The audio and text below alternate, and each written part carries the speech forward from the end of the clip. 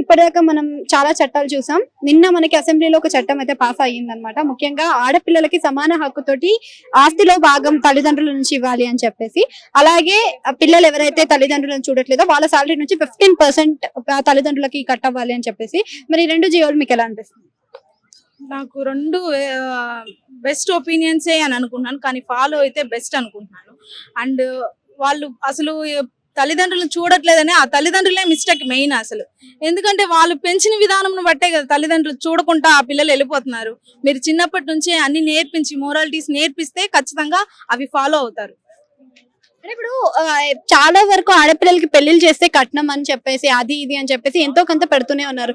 మళ్ళీ అది కాకుండా మళ్ళీ ఇప్పుడు సాలరీ ఇచ్చి ఆస్తిలో కూడా సగభాగం అని అంటున్నారు. మరి అప్పుల్లో కూడా అలాంటి సగభాగాలు ఎక్స్పెక్ట్ చేయొచ్చు అంటారా? అసలు ఫస్ట్ సగభాగం ఇవ్వడం ఇవ్వకపోవడం కాదు కానీ ఫస్ట్ అసలు అది ఎందుకు కోరుకుంటున్నారు, వాళ్ళు ఏ సిచ్యువేషన్ లో ఉండి కోరుకుంటున్నారు అనేది మీరు ఫస్ట్ గ్రహించాలి అనుకుంటున్నాను నేను. సో ఇప్పుడు పిల్లలకి 15% పిల్లల సాలరీ నుంచి 15% తల్లిదండ్రులకి ఇవ్వడం అనేది ఎలా ఉందండి? ఆ, అవును, ఇప్పుడు తల్లిదండ్రులు అంత కష్టపడి సాగి అసలు 15% కాదు 50% ఇచ్చినా కూడా ప్రాబ్లం ఏం లేదు, దాంట్లో తప్పేం లేదు.